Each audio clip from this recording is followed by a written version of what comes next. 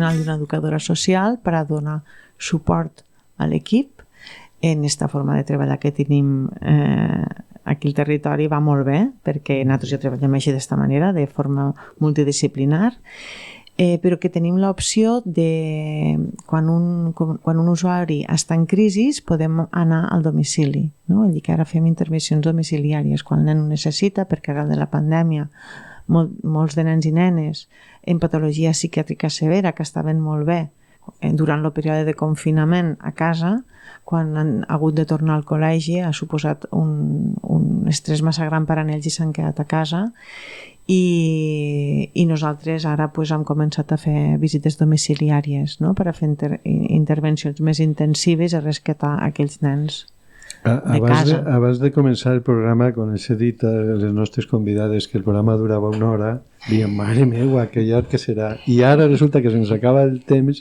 i hi ha moltes coses més per seguir parlant, com sol passar. Teniu 1 minutet aproximadament per a fer el vostre resum, per a dir si hi ha alguna cosa que està al tinter, algun missatge que voleu adreçar especialment a l'audiència com a resum. Bueno,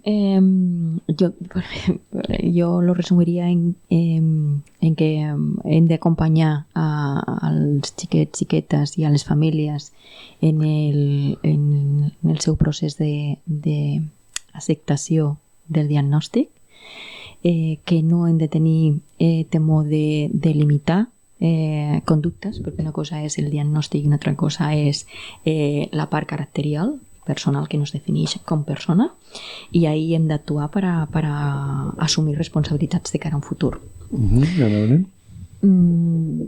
Jo parlaria de que afortunadament les medicacions no canvien al ser humà, no les canvien, sinó que ajuden a que aquella persona pugui aconseguir els objectius que es planteja, no? Vull dir que a vegades potser esperem, no? Que en aquella medicació el meu fill canviarà alguna cosa, però si el nen no assumeix la responsabilitat de la seva malaltia, no? I vol curar-se, no? La medicació no farà res, no? Perquè no canvia les persones, afortunadament, perquè si no jo no donaria fàrmacs,